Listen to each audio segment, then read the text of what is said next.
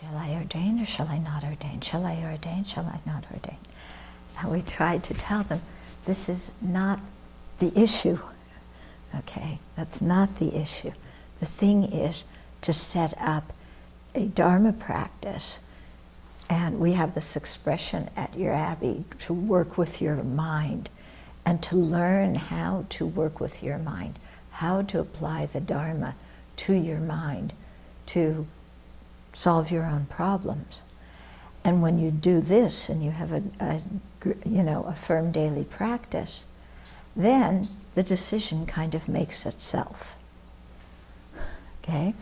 If you don't have a daily practice, and if you don't really understand what practice the Dharma means, then that's when the mind is going back and forth about, shall I be this, shall I be that, kind of trying to find an identity to be. Okay, but that's really not the thing. The thing when when we encounter the Dharma is, this is the blunt truth, is we have to realize that just about everything we think and feel is out of touch with reality. That, and if you, there I wasn't speaking of the innate self-grasping. If we include that, then you could say everything. Okay? So to really practice, we have to change, and we have to do some really fundamental changes. Of course, we don't start out making the fundamental changes. We start out with the easier changes, and then gradually going deeper and deeper. However, at the beginning, the easy changes seem like you're tearing your heart out.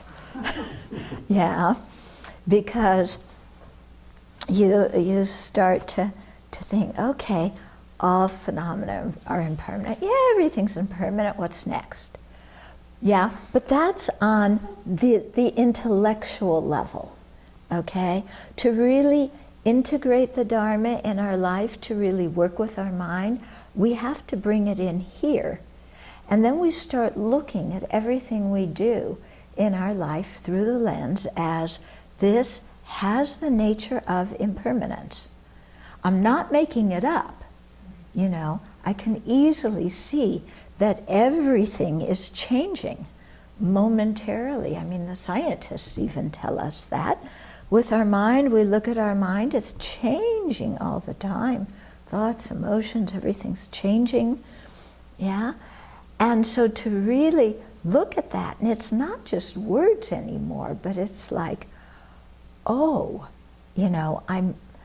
you start out on the level, that, oh, everything around me is changing. There's still kind of the feeling like I'm permanent, but everything around me is changing, Relationships change, all these things that I'm so attached to, they all change.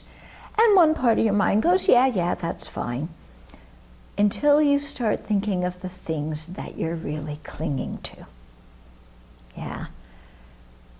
Like that relationship, or that person, or that dream I had of doing something, or that career I had imagined, or, my physical abilities, being young, being attractive, being healthy. And you start realizing, oh, all of that is going to change. Yeah? And then your mind kind of goes, I don't want it to change, I want it to remain permanent. But it never was permanent to start with, so it's not a question of it remaining permanent. Yeah, it's a question of our learning to accept that things change, and to integrate this into our worldview, that all the people we love and we care for, the relationships are transient. There's not one that we can hang on to. And not in the sense that all of the relationships are going to end, because my theory is relationships never totally end, they just transform from close to more distant. But to really think that the people that we're so attached to are not solid, permanent people, that they're changing. Yeah, they're aging. The way they're thinking is changing. The way they're feeling is changing. I'm changing all the time. The relationship's changing all the time. There's nothing I can pin down here as my object of attachment and security. Yeah, because all of our wish for security gets challenged when we think about impermanence. Okay? So to learn to think about impermanence, to accept that things change, yeah, to realize that it's not bad, it's not good, it's just the way things are. And the more I can adjust my mind to reality, the less unhappy I'm going to be when things change. Yeah? And then we begin to notice all of our expectations about how our life is going to be and how other people are going to be. And nobody fits our expectations. And the events that happen don't fit our expectations. We have our image of how something's going to be, and it doesn't turn out to be that. Yeah. I have the saying that as soon as you have a plan, you know what will not happen. Yeah. But we can spend hours and days in the future dreaming, planning about this, that, and the other thing, you know, and then the reality that comes is very, very different from all of that. And our mind again goes, you know. And so Dharma practice is again adjusting ourselves. But this is reality. I have totally unrealistic expectations of the world. The problem is not that the world doesn't conform to my expectations. The problem is not that the world is transient. The problem is that I have fixed, unrealistic expectations. And my fixed, unrealistic expectations are what have to go. Because until now, I've been trying to control everybody on the outside to make them conform to my rigid expectations. And I haven't been able to do it, and I've been very frustrated. Yeah. But the problem is not impermanence. The problem is not sentient beings doing what they're doing. The problem is our way of thinking. Yeah?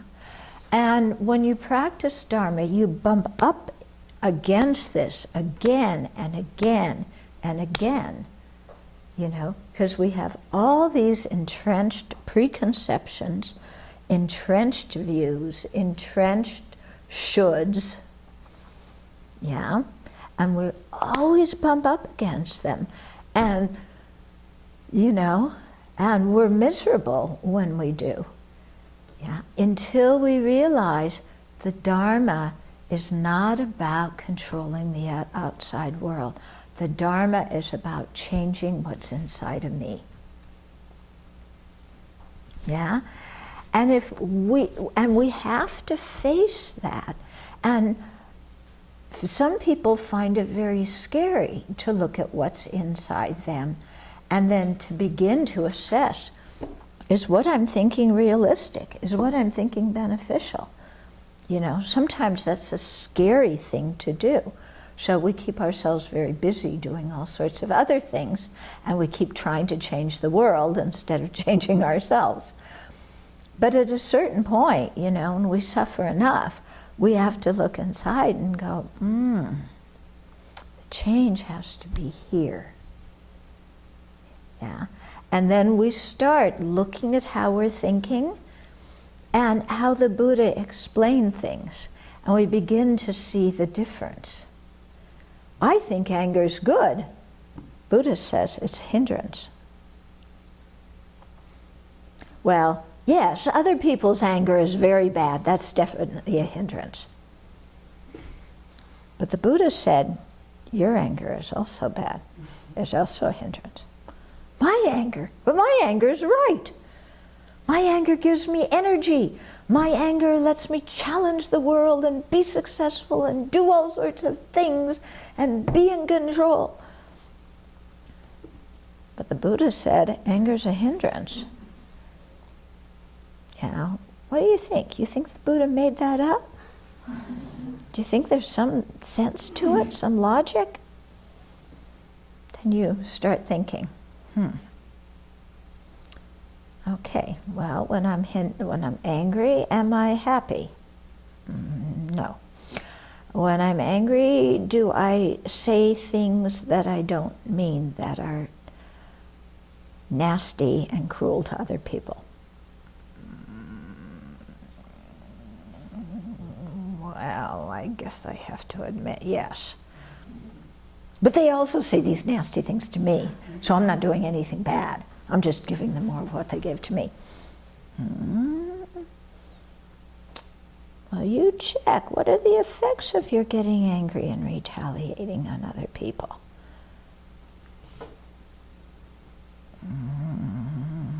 Well, I win the fight and then I feel lousy about myself.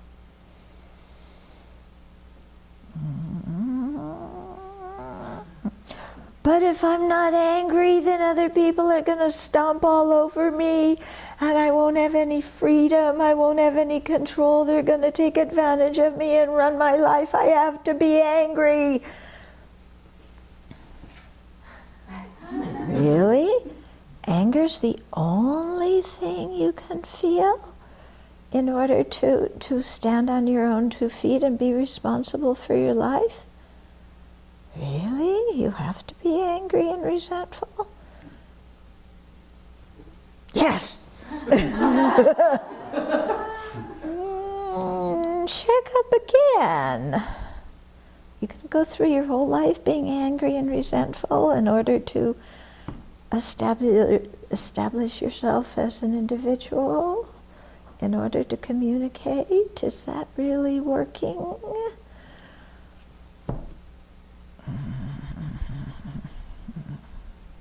Well, maybe not. But I'm still right. You're right, okay. What good does doing right do for you? Well, then other people will respect me and then I'll get my way.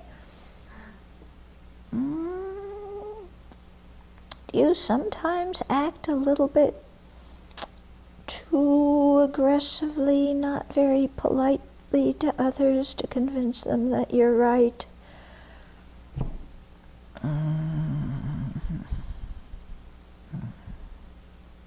Well, once in a while. You know? And so you have this kind of discussion, you know. Well, what kind of karma are you creating when you're pushing being right all the time? Oh, I never thought about that. Yeah, I do all these meditations about karma. Yeah, the 4 points of karma are this, and the 10 negative actions are that, and the 10 passive virtue are this. But I never thought about what kind of karma I'm creating when I push my view on others and insist I'm right. I never thought about that. You know, you've been a Buddhist how many years? Well, okay, I guess I'll start thinking about that. Yeah, maybe there's a little bit of negative karma created there. And is creating negative karma, what kind of results is that going to do for you? Is that going to bring you happiness? Well, the Buddha said no, but I'm really not so sure. Because all these other people do nasty things and they get what they want and they're happy. Are you sure they're happy? And what happens in future lives to them? Future lives? Who believes in that? Well, you said you were a Buddhist, didn't you? Yeah, sure. Well, what about, are you thinking about future lives and karma? Yeah, I think about them a lot, but they don't really have anything to do with me.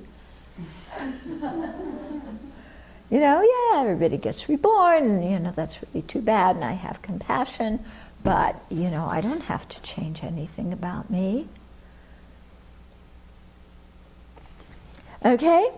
So, we begin to have these internal discussions, and these, this is what happens in your Lamrim meditation when you're thinking about the different points.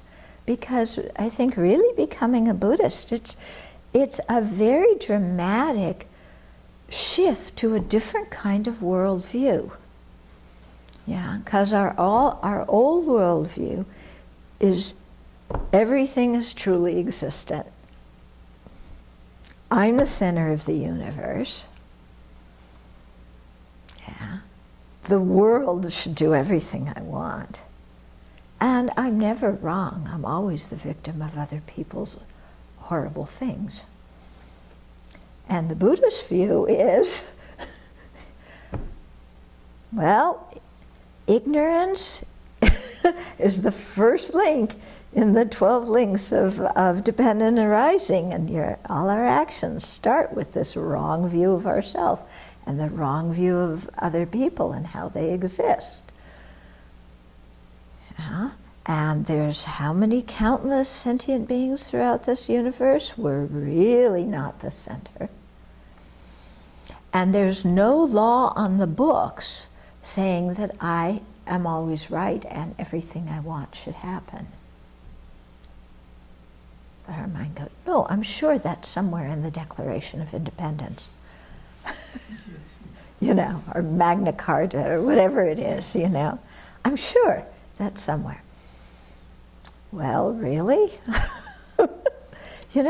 And then we have to realize, hey, I'm not the center of the universe. And I have a choice of emotions. I don't have to feel certain emotions every time a certain kind of situation occurs. There's actually a choice of emotions.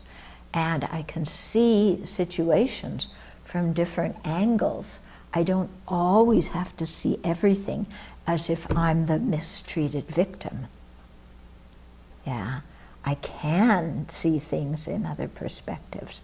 And, so much of the thought training practices are about, and Lamrim too, about how to see things from different perspectives.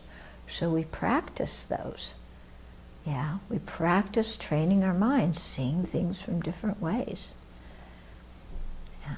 And at first our mind really rebels. Yeah.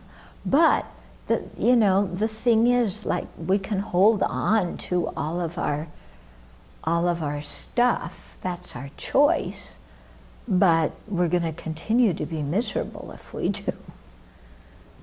Yeah. Whereas if we really try and think about the Dharma deeply and really think deeply so that our own outlook is transformed. I'm not talking about pasting the Dharma on top and pretending to look like the cheery, fantastic, then, totally peaceful Dharma student. I'm not talking about that. I'm talking about really integrating this stuff. Yeah. And then, if we can do that, then our whole experience is different. But we're the only ones who can do that, And we have so much conditioning to go the exact opposite way. So it's really a thing of, it's like swimming uphill. Yeah? Because we have all this past conditioning, self-centered thought, the current is going, self-grasping ignorance, it's pushing us, yeah? And it's strong. We've been doing this since beginningless time. And so that's, when we start saying, if I keep doing what I've been doing since beginningless time, I'll keep experiencing what I've been experiencing since beginningless time. And do I want to keep having a mind the way my present mind is? Do I want to have experiences like I'm having right now? Forever? Or is there some kind of other potency, potential in my mind? Is there another kind of possibility? Yeah? And that possibility means changing our viewpoint. Yeah? And then our mind goes, but if I change my viewpoint, I won't have any friends, and my family will be upset with me. Because I want to do all these Dharma things and they won't want me to do that, and my friends want to go out drinking and drugging into the movies, and I tell them no, and then nobody's going to like me, nobody's going to love me, and I'm going to be horrible, miserable. So this is a stage. This is a stage that every Dharma practitioner goes through. Okay? You always feel that it's only you. Like, oh, I'm floating in the air, I don't have any security. Listen, everybody goes through this. Yeah? And then you just, you realize, okay, some of my friendships may change, that's okay. It's not the end of the world. Yeah, remember, things are impermanent. Some people may like me, some people may not. That's okay. Yeah. I give the world permission to not like me. What an extraordinary idea, That people have free choice about what they think about me. Yeah, because our fixed conception is that everybody has to like me. And they let go of that. Yeah. Oh, I won't have any friends. Really? You're making all these new Dharma friends. Yeah, but they're weird like me, and my family and my friends won't accept them.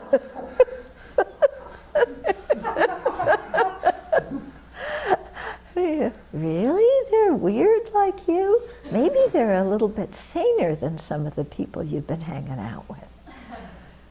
Yeah? But I'm so afraid what everybody else is going to think about me. Then they won't talk to me. They'll only talk about my back, but they won't talk to me. They'll talk about me behind my back. Oh, that's terrible. And I feel so guilty because we've been friends since first grade. And my first grade friends now, oh, maybe we're separating. We won't be able to do hula hoops together. You remember hula hoops? Yeah? Okay. So, do they have hula hoops? Yeah, right, okay. So, yeah, in Germany they have hula hoops? It's a ring that you put around the song. Yeah, and you wiggle like this and it goes around, yeah. Okay, so, oh, nobody's going to like me. And well, everybody goes through that, when you're getting into the Dharma. This stage of feeling like, do I fit in here? Do I fit in there? Where do I fit in? I don't fit in with anybody. Well, how about fitting in with myself? Yeah? How about liking myself? What a novel concept, to like myself. Yeah, to learn to be my own friend, to stop criticizing myself so much, stop looking so outward for people to tell me I'm okay. Yeah. What about being my own friend here? Yeah. So there's all these kinds of things, that happen as you're getting into Dharma practice. And they challenge all these old mental and emotional and physical and verbal habits that we've developed. Yeah. So then part of your mind says, well, maybe I don't have to change that much, you know? I mean, the Buddha always said you should fit in with the outside world, so I'll fit in, you know? And they talk about the equality of samsara and nirvana. Yeah, that samsara and nirvana are not different. So can't I have some samsara and some nirvana at the same time? Yeah, I want all my attachments so I can be a normal, I want to be normal. Yeah, normal according to who, we're not asking, but normal. Yeah, I want to be a normal crazy person in samsara. Yeah, I want to be a normal neurotic person in samsara. Yeah, but I also want to have these exotic, fantastic, mystical experiences where I'm outside my body and I float in the universe and I'm one with everything, including shit.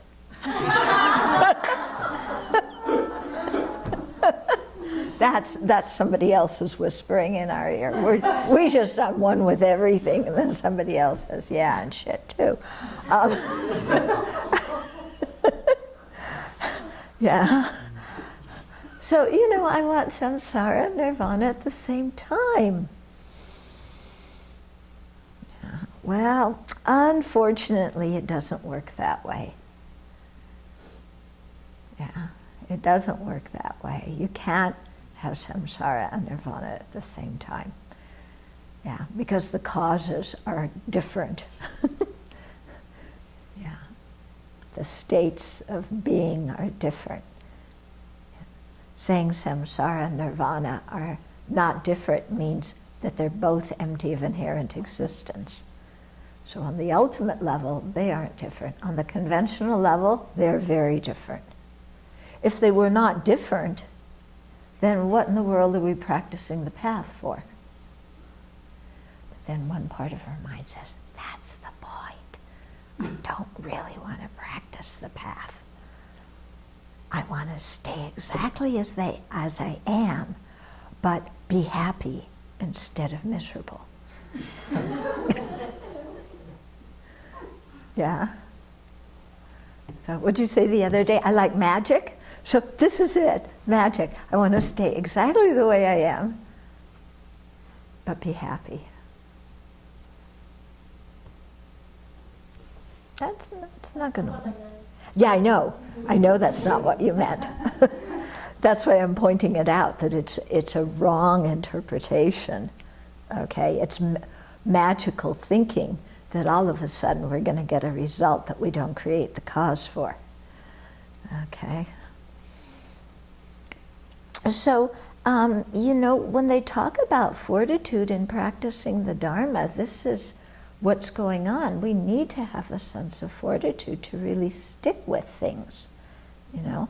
And every time our mind acts up, and every time a wrong conception takes charge of our mind and we freak out, to be able to calm ourselves down, you know, figure out what a realistic way of thinking is, shift our mind back to that. Yeah. So we have to learn how to be a doctor to our own mind. Now, sometimes we get really stuck, then it's very good that we ask for other people to help us. Yeah. But the main thing is that we have to look inside and see what needs to be changed. And then as we start to change, we automatically experience the benefit. Yeah, we actually are happier. And then that becomes something encouraging in and of itself, because we begin to see that the Dharma works, and that it's not a bunch of hocus pocus, and that it's not a bunch of wrong views stitched together that someone's cramming down our throat. You know, that this worldview actually, you know, corresponds to reality, and that the teachings the Buddha gave on how to work with the mind actually work because we've done it. Yeah. But if we just study the teachings, but don't practice them, then we don't learn how to transform our own minds. Yeah. So we have to learn, but after we learn, it's important to sit and actually practice. Yeah. And work with what's going on in our own mind. So, whatever freak out you have, it's not unique. Sorry. We're not so special that we're the only ones who ever feel some way. So, we're in the section about the Vinaya schools. So all Vinaya schools are included in the Sravakayana. When we talk about, one way of talking about the three vehicles, the Sravakayana, the hearer's vehicle, the Pratyeka Buddha Yana, which is the solitary realizer vehicle, and the Bodhisattva vehicle. Okay? So all the Vinaya schools belong to the Shravaka, or hearer vehicle. Yeah. This is well, I'll read the rest of the paragraph. There's no such thing as a Mahayana Vinaya monastic ordination. Yeah. Although many people who practice the Bodhisattva vehicle become monastics and practice the Vinaya. Okay, so this was something that many people in Theravada countries have a misunderstanding. They think that, let's say, people who practice Chinese or Korean or Tibetan Buddhism, that their Vinaya is a Bodhisattva Vinaya, that it's a Mahayana Vinaya, that it's not on the same level as their Vinaya, okay? But that's not the way it is. All Vinaya schools, yeah, that are extant, they're descendant. Remember I was talking before about these 18 original schools? So it seems like, these 18 schools, they all probably had their own Vinaya, own sutra basket, own Abhidharma basket. Of course, not totally separate, but very similar to each other. Yeah. But they're all on the level of the Shravaka vehicle. So when we had the Hamburg conference in '07, this was one of the big aha moments for people like Ajahn Brahm and others, that, the Vinaya traditions are all on the same level. There's not a special Bodhisattva Vinaya or Mahayana Vinaya. Okay? So that's quite important. So the three extant Vinaya lineages stem from the original 18 schools of early Buddhism. Okay? So we have three extant Vinaya ones. So one is the Theravada. Okay, so the Theravada Vinaya is in the Pali. Sometimes we call it the Pali Vinaya, yeah, because actually in the Theravada school, that term didn't become used until centuries later. It's in the Pali, and it's practiced predominantly in South and Southeast Asia. It comes from the Vinaya lineage brought to Sri Lanka by Ashoka's daughter and son in the 3rd century BCE. Okay. Second one is the Dharmaguptaka Vinaya. Yeah, it was translated into Chinese from 410 to 412 by Buddhayasas. And in 709, the Emperor Zhongzong decreed that it was to be the only Vinaya used in China. It is followed principally in China, Taiwan, Korea, and Vietnam. Okay. And then the third is the Mulashravastavada Vinaya, was brought to Tibet by the Nalanda master Shantarakshita and is followed in Tibet, Mongolia, and the Himalayan regions. Okay, so it's three different Vinaya lineages, yeah, stemming from three different of the 18 schools. The Tibetans say that they come from three different disciples of the Buddha. Okay, so the Buddha only taught Vinaya. He didn't say, I'm establishing 18 Vinayas and 3 are going to be extant. Okay, he just taught the Vinaya. then of course, things are being passed down orally, so, there's going to be things that slip in and slip out. But they're basically very, very much the same. But it's very interesting how human beings get really attached to their lineage and their school and their Vinaya, okay?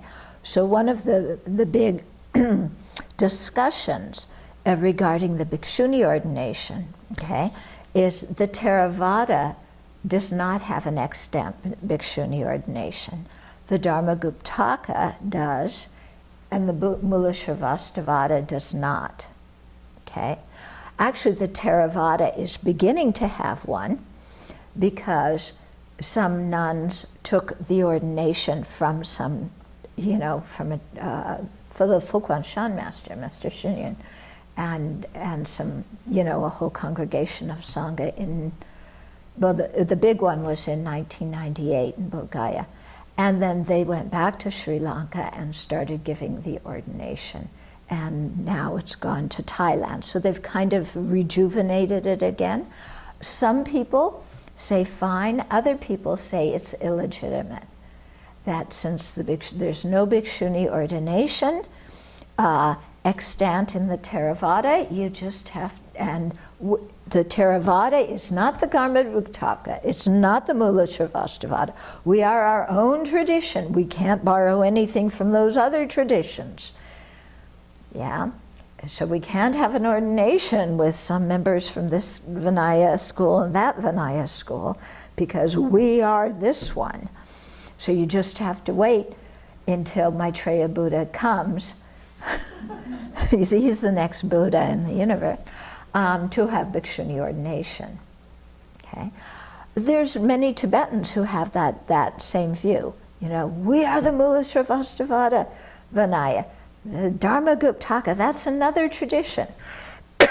We can't have, a formal act of the Sangha together with those people because we're different traditions. Yeah.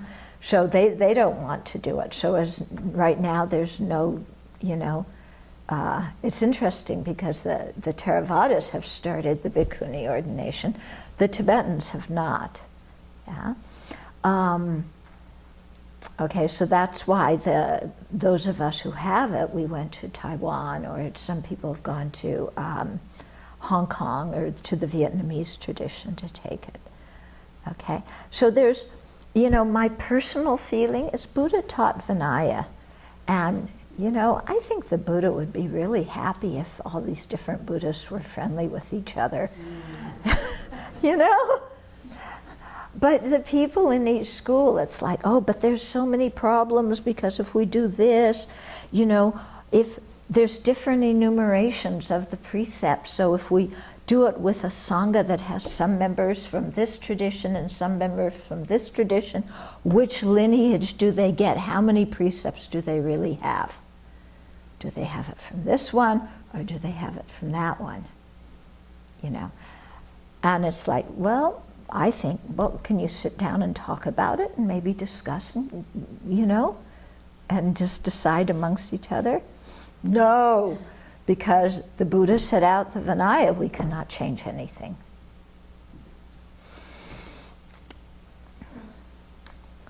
The ritual to give the Bhikshuni ordination is, they are existing, right, in Abbey, in all the rituals are all there, and the precepts are all there, but the lineage isn't there. And that's the thing. They say that it has to be passed down from master to disciple, master to disciple. Now, of course, the Chinese have their own lineage, and we've given them, the Tibetans, the text with all the names of the lineages and so on. The Tibetans say they have 100%, pure lineage that's never been broken. But when you look at the lineage of masters from back in India, sometimes there's 100 or 200 years between master and disciple. But I guess you fix that because sometimes people lived for 100 or 200 or 300 years back then. I don't know, you know, but that's how they explain it. And it's this thing, it's so amazing because every tradition, we have the pure whatever it is, you know, that nobody else has. Everybody thinks that way. Yeah? How would Master Atisha have done his posada in Tibet? Well, that's what I wonder, because he was from the Mahasangika and everybody else was Mula Sravastivada. So did they tell Atisha that he couldn't attend posada with them? It sounds like they must have, which is really kind of shocking when you think about it. Yeah, to me anyway, it's shocking. The literature of these Vinaya schools was passed down orally for many centuries before being written down, and the geographical distance between them is considerable.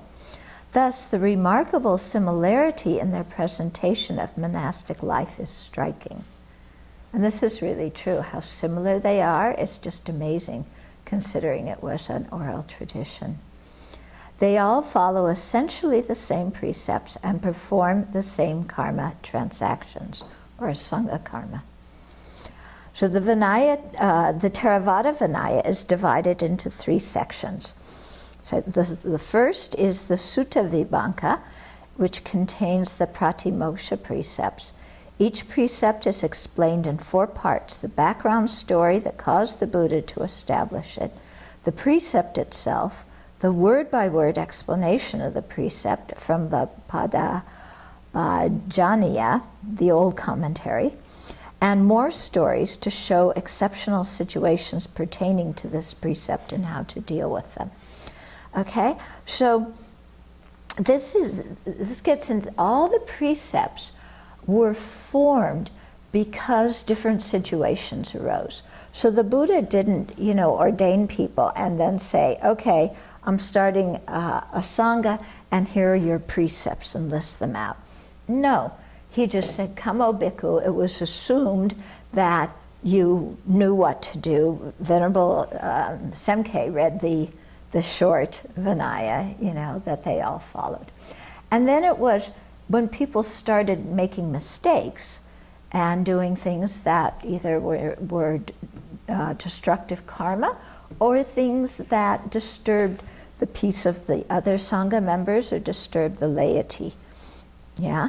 And then people went to the Buddha and said, this happened, da-da-da-da-da, and people are upset about this. And then the Buddha would make a precept, then my Sangha shouldn't be doing this. So all the precepts came about due to certain situations. They didn't get dreamt up. Okay, so in the Sutta Vibhanka, you have the 4 parts. So the background story, and interestingly, not the background story in the 3 extant Vinayas is not always the same. Sometimes it different. The precept itself, which is very similar, the word-by-word explanation, which is quite similar, and then more stories to show exceptional situations, like when you take exceptions to different things. Okay, the second part of the Theravada Vinaya is called the Khandaka, and it consists of 2 volumes. So the first is the Mahavagga, which deals with topics such as ordination, fortnightly confession, that's the Posada, confession and restoration of precepts, the rains retreat, or Varsa, invitation for feedback, the Pravarana, footwear, medicine, the Katina robe offering, garments, formal acts, and schism. Okay, so those kind of topics. And then the second branch of the Khandaka is the Kulavagga, describes disciplinary transactions, penance, probation and their imposition, settling issues, lodgings, schism, protocols, handling the pratimoksha, bhikkhunis, and the first 2 councils. Okay, so the Khandaka basically is dealing with individual topics, that were not covered in the pratimoksha. The pratimokshas are a list of precepts, but then there's all these other kind of do's and don'ts that are in the Khandaka, or the Skandaka, as it's pronounced in Sanskrit. Okay, so you know how to do the posada when we purify our precepts. There's a whole chapter on that.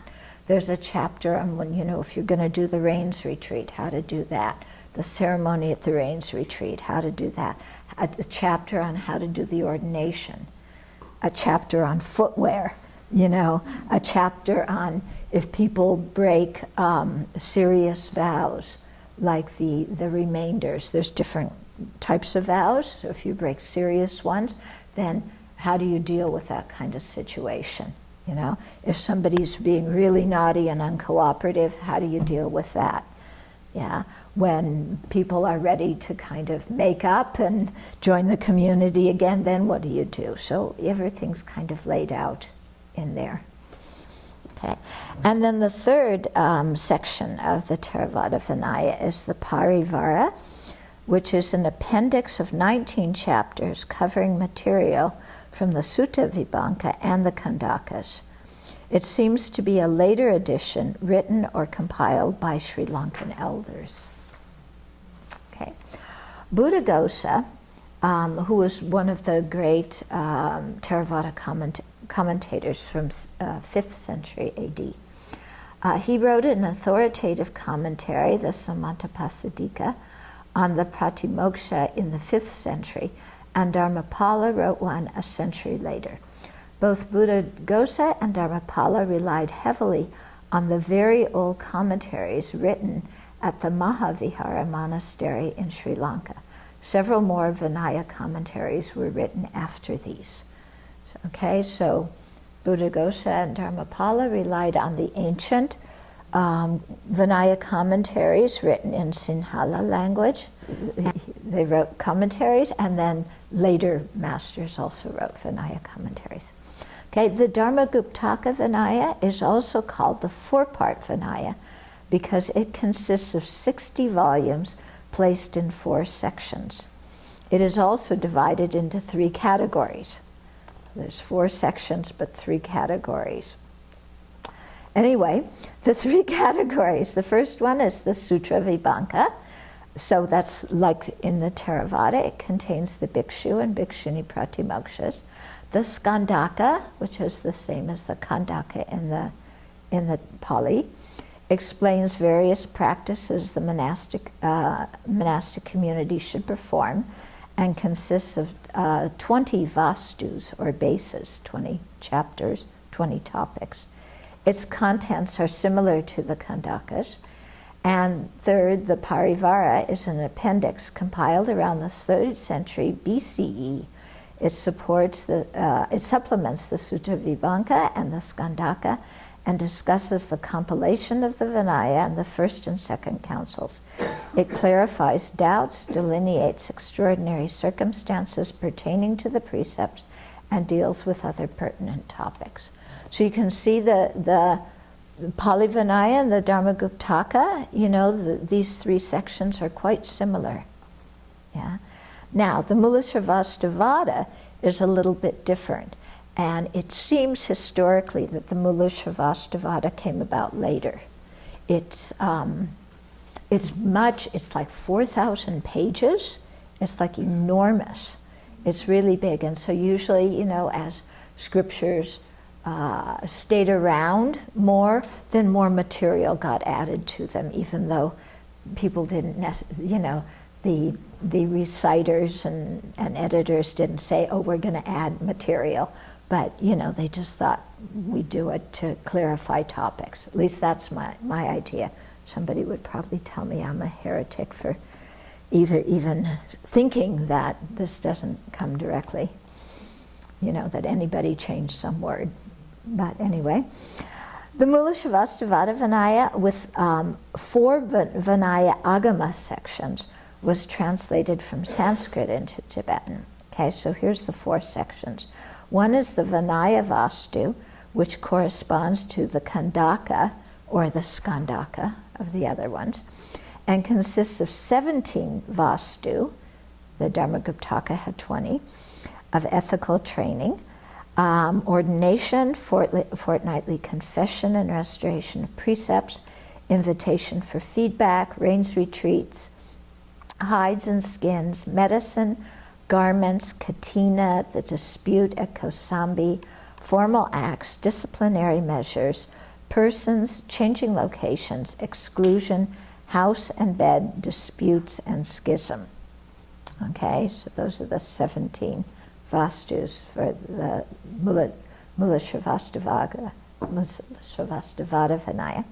Their second section is the Vinaya Vibhanka, and it gives the origin stories for the bhikshu and bhikshuni precepts, a detailed explanation of each precept and exceptions, and it corresponds to the Pali Sutta Vibhanka. Okay? Then the third is the Vinaya Shudrakavastu, and it discusses minor points of the bhikshu and bhikshuni pratimokshas, and the Vinaya Uttara Grantha clarifies the profound and difficult points of the above three. Okay, so that's how the Mula Sravastivada Vinaya is divided. Tibetans follow the Vinaya commentaries of the Indian masters Gunaprabha and Sakyaprabha. Gunaprabha was an Indian scholar well versed in the suttas, Vinaya, and commentaries. His commentary, the Vinaya Sutra, and Ekottara Karma Shataka, are used to study the monastic code. So in the Tibetan tradition, very few monks have ever read the Mula Sravastivada Vinaya. They all read Gunaprabha and Sakyaprabha's works. Okay, and then the Tibetan commentaries on those. So you have the original scriptures, you have the Indian commentaries, you have the Tibetan commentaries, then you have more later commentaries, and so on like that. The number and meaning of the precepts in the three Vinayas are very similar, and the differences are minor.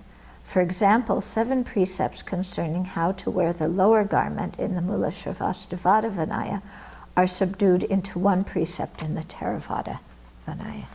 And then there's a chart about the number of precepts in different categories. So it's quite interesting. So the Theravada, for the bhikshus, have 227 precepts. The Dharmagupta has 250, and the Mula Sravastivada has 253. And then the bhikshuni precepts, Theravada has 311, Dharmaguptaka 348, and Mula Sravastivada 364. Okay. The reason the nuns have more precepts is, like I said, the precepts were formed because people made mistakes. So all the precepts formed due to the monks' mistakes, the women have to follow pretty much all of those, plus the ones that came about because of the women's mistakes. Whereas the monks only follow the precepts for that the monks made mistakes. They don't follow the ones where the nuns did. Okay, then the next section is the value of the monastic community. In the Sanskrit tradition, the Sangha jewel we take refuge in is any person, monastic or lay, who has directly realized emptiness. That's the Sangha jewel that we take refuge in. Sangha, the word Sangha, also refers to a monastic community of at least 4 fully ordained monastics. The monastic Sangha represents the Sangha jewel, although not everyone who is a monastic has directly realized emptiness. Okay? So it's not even a single monastic that represents the Sangha jewel. It has to be the community that does it. To be a fully functioning Sangha, they must do the 3 main monastic practices: the fortnightly confession, which we'll do on Friday, the rains retreat, and the invitation for feedback. That comes at the end of the rains retreat. The Buddha also spoke of the fourfold assembly, we talked about this before, the broad community of his followers that consists of fully ordained monks and nuns and of laymen and lay women who have taken refuge in the 5 precepts. Calling a group of lay followers at a Dharma center Sangha is confusing, especially if people mistakenly think that this group is the Sangha jewel that is an object of refuge. For this reason, using the word Sangha in the traditional sense to refer to the monastic community is clearer and avoids misunderstanding. Yeah? And so, you know, I find it quite interesting because Western Buddhists, they don't want to do everything that the Asians do, but they want to adopt the Asian words and call themselves a Sangha. Yeah? But they don't want to do everything, you know.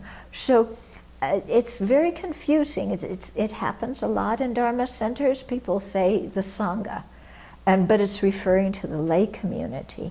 And that's quite confusing because not everybody who goes to a Dharma center is even a Buddhist. Yeah? And then also, even if they are a Buddhist, they don't have the monastic vows. They aren't technically a member of the Sangha.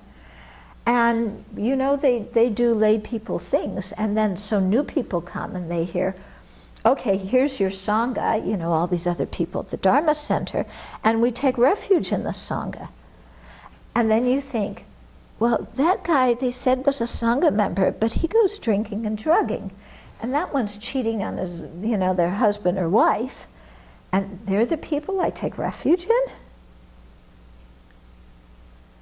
You see how it gets confusing? So the object of refuge, the Sangha jewel, is something totally pure, you know? And it's got to be someone, whether they're lay or monastic, who has directly realized emptiness. Yeah, it's not any Joe Blow. But that's the one we take refuge in. We don't take refuge in all the people going to the Dharma centers. Are you getting what I'm saying here? Yeah? So it's very confusing for people. Mentioning precepts, I do want to say, so tomorrow we'll have the precept ceremony at 11 o'clock. So far, 3 people have requested precepts. So if you want to do refuge and precepts, let me know. And those of you who don't come can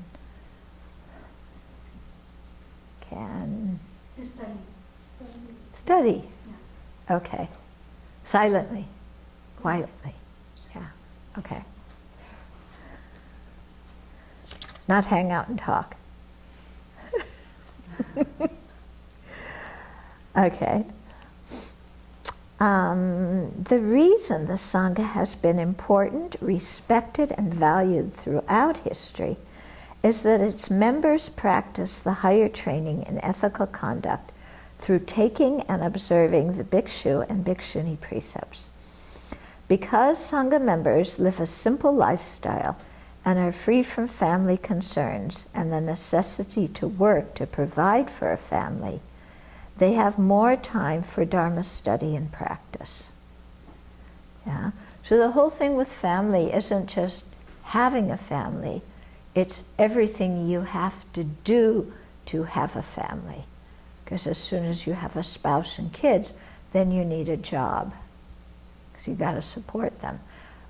To have a job, then you need certain clothes, you need a car, you need a house, you need all sorts of other things. You can't just go to work in your pajamas, okay? And of course, each profession, you know, you have to look a certain way, so you need to do that, yeah? And then your life becomes regulated when you can take time off work, when you can't, the hours you have to work, how much you're getting paid. Then, you know, you have to provide for your kids. If you want to send them to private school, the tuition costs more than public school. Even, you know, you send them to public school because that's what you can afford, but you want to give them extracurricular activities, but that, you know, like football or cheerleading or something, that costs money too. So you have to work very hard to get the money so that your kids can have what all the other kids on the block have. Because God forbid your kids come and complain so-and-so has this, but you won't get it for me. No parent wants to hear that. So, so it's a whole thing to support the family. Because, let's see, I read that. So they have more time for Dharma study and practice. Thus, the Sangha has been chiefly responsible for preserving the Buddha's teachings throughout the millennia by memorizing, studying, contemplating, and meditating on them, and by teaching them to others. So that's been the chief job of the Sangha community, as a community. Lay practitioners are fully capable of doing this too. However, the home of a lay family serves a different function than a monastery. Yeah, monasteries act as physical locations for the full-time practice and preservation of the teachings.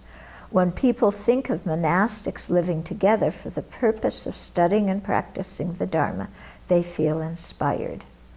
They have a sense of optimism and hope and look forward to going to the monastery, temple, or Dharma center to practice together with the Sangha.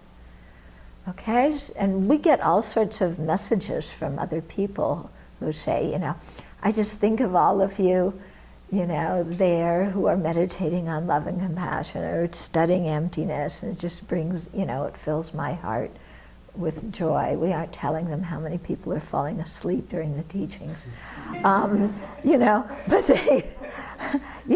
they say, it just fills their heart. And they come up here, you'll see on Sunday when we have Sharing the Dharma Day, people come and they're just very happy to practice the Dharma together with the monastics. They feel really good about it.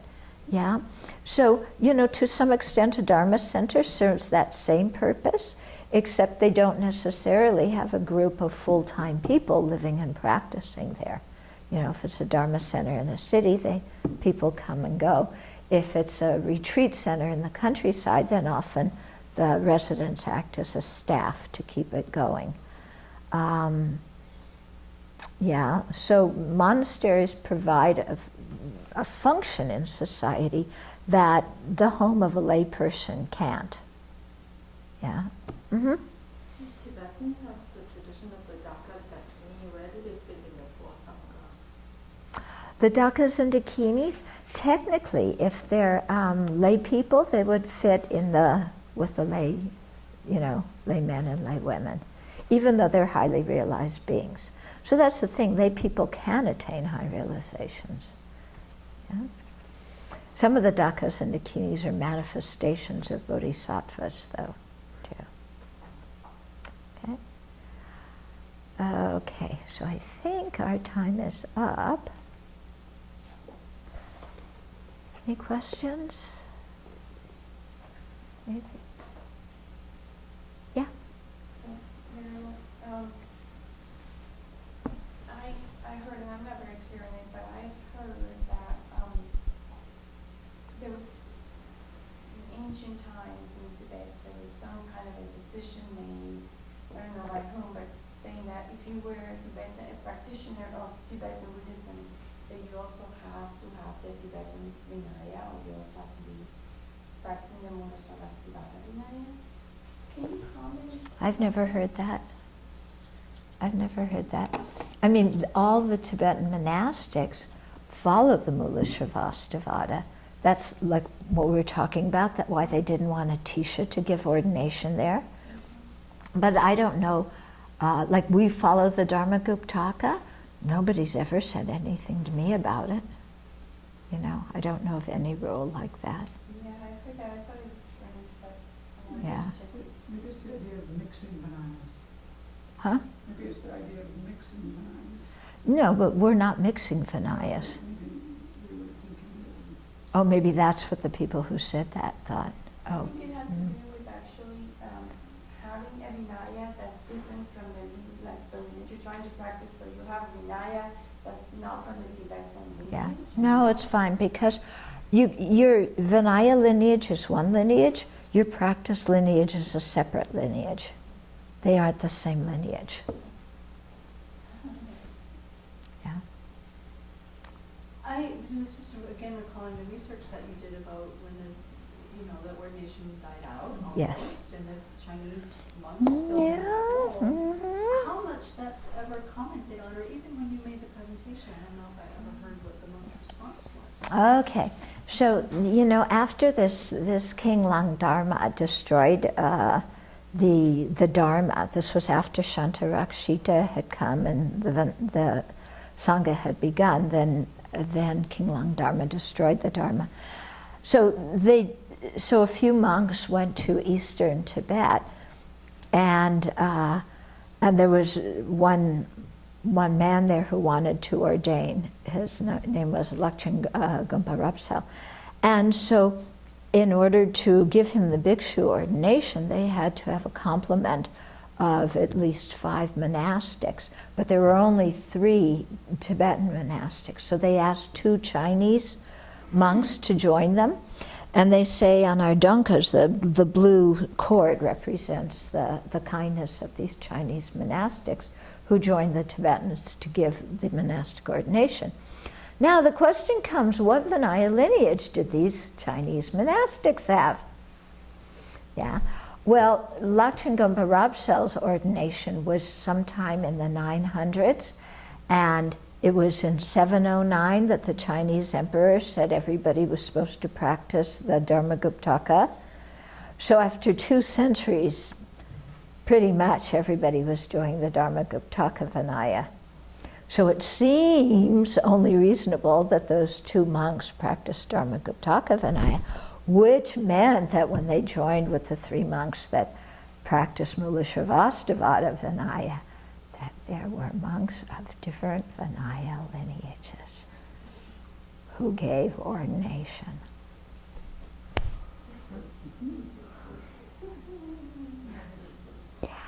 Yeah. So, so I did research on this and I presented it at one point. And they just kind of said, yeah. They didn't respond, which is, well, we have to do more research. That's the whole thing. We have to do more research to see what lineage they were really from. Yeah. And then when Lakchen Gumpa Rabsel, because in order to give the lineage yourself, you're supposed to be ordained for 10 years. He was asked to give the ordination when he was ordained only 5 years. And there's a list of things in the Vinaya that you're supposed to be ordained 10 years to do, but as an exception, it's okay if you're only ordained 5 years. And so they said for the first item in that list, this one you can do for after 5 years, if you don't have 10 years. So then the Tibetans say, well, then that exception applies for all the other things in that same section. So you can give ordination at 5 years if there's nobody else to do it. But still, it's an exception to the Vinaya. Yeah, but the Tibetans don't like to be reminded of things that don't fit in with their traditional history and explanation of stuff. Yeah. Yeah. Oh. And what you said at the beginning about confusion, when you sort of freak out on the path. Mm-hmm. From your own experience, what did you find to be helpful when you're going through those, what seems like these things that just keep, the same story keeps happening again and again, and you just keep retreating? From your own experience, would you be able to talk about what you were able to do to break through that barrier when you seem like one foot is on a banana skin and the other foot is on samsara, and then your hand is on nirvana, and you're trying to maneuver and navigate? Okay. So the thing when you're in the middle of confusion, Yeah. okay, and anybody else been there? Raise your hand if you haven't been confused when you've been practicing.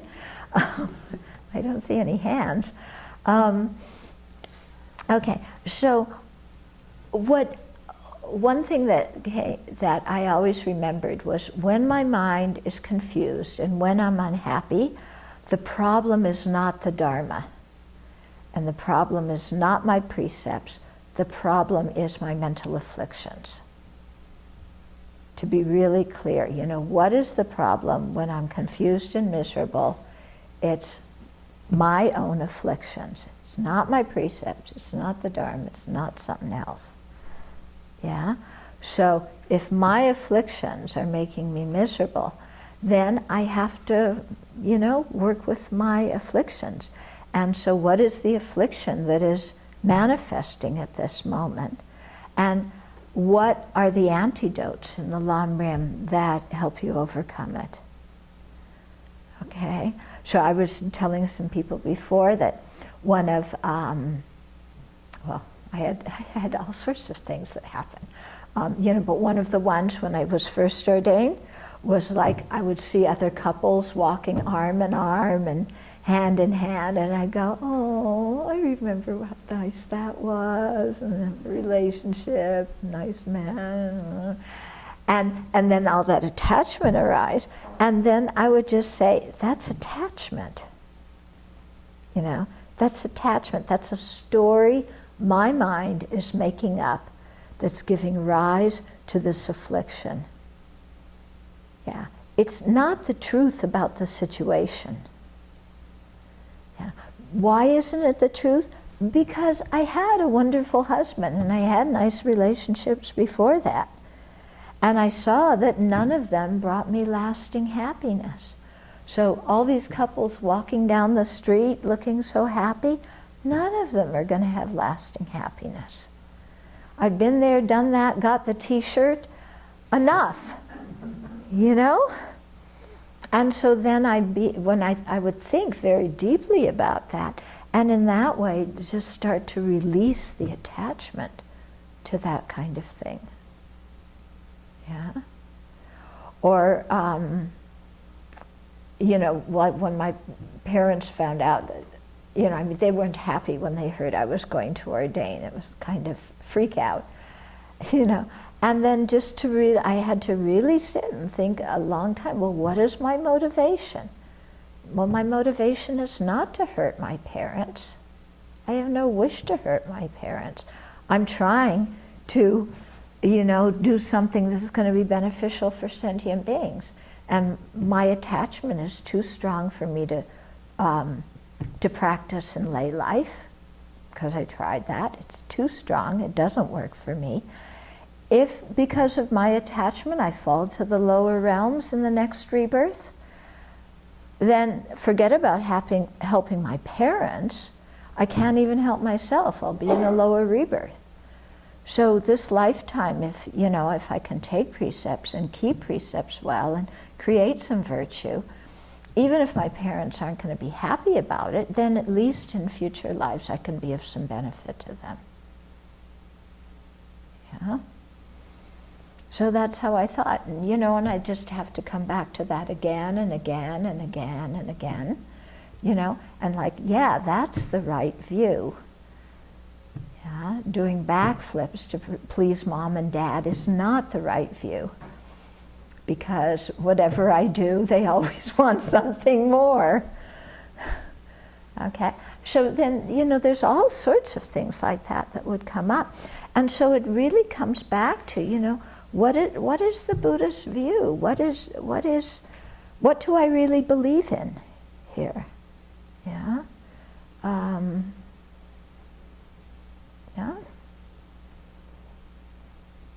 So there was one time when, what was it? I had gone back to visit my family for something, and I was just newly ordained, or maybe it was before I ordained. Might have been before. No, it was after. And I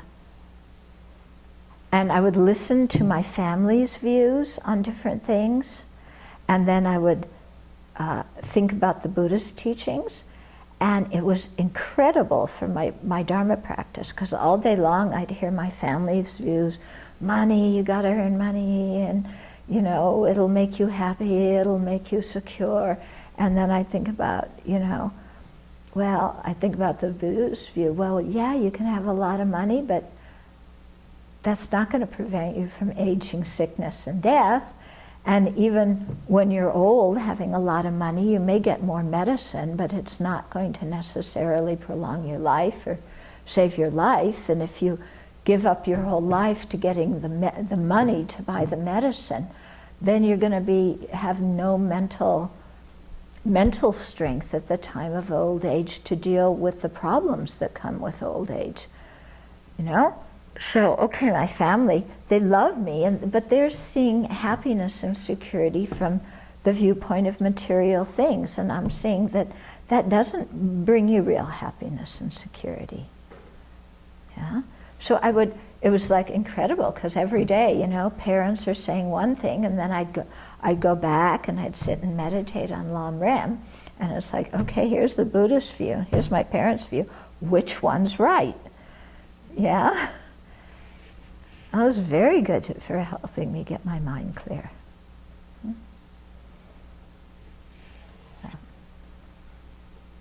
Yeah, you just have to hang in there. Yeah, I think the basic thing about practice is you have to keep showing up. You have to hang in there. If you get to this point where you say, I can't stand it anymore, and run away, then you never get anywhere. Whereas if you hang in there, even when it's difficult, you eventually work your way through the difficulty. And one Catholic nun told me, and this was so wise, she was really very smart. She said, whenever you go into crisis, it's a sign that you're ready to grow. Yeah, because he said, whenever you're just practicing and everything's kind of going along nice, you're kind of complacent. But when you go into crisis, it means that you're ready to grow and to go deeper. So don't be afraid of crisis. So then, of course, samsara is one big crisis. Yeah. So there's things that are always coming up, but you just get used to, okay, it's come up, what's the Dharma medicine? This is a chance for me to grow. How do I, what's the Dharma medicine? And you hang in there and do it. Yeah? I get the sense though that you don't seem to have much anxiety or this kind of like energy that just bolts you so much, because, I don't know, it never seems like that. Yeah, you don't think I'm anxious? I don't think your mind goes to kind of freak out where you can't seem to use analysis. Yeah, well, it's so much easier now. Mm-hmm. Before the mind would go to freak out and it would just be, ah! But then, you just hang in there and practice. Mm-hmm. I remember when I left Italy, and I left Sam and all my Sams there, and I went to do retreat, I was so angry. Every meditation session, just anger, exploding in anger, And I just had to sit there and calm myself down, get off the cushion, get angry again. It was by that time it was time for the next session. Go back. That's how I learned chapter 6 of Shantideva. Yeah? So it's much easier now. But then, boy, because I can't tell you how nasty he was to me and everything he did to me and how innocent I was. Yeah. And how he hurt my feelings. I have no responsibility for my feelings. He does, because he hurt them deliberately. You seem to have been able to stay on the cushion. I know the first couple of years I was trying to remember how many times I would bounce myself out of a hall in a year. Yeah. Well, Lama just said you get up and you meditate every morning. And that was it. So, okay, Lama said you do that, that's what I did.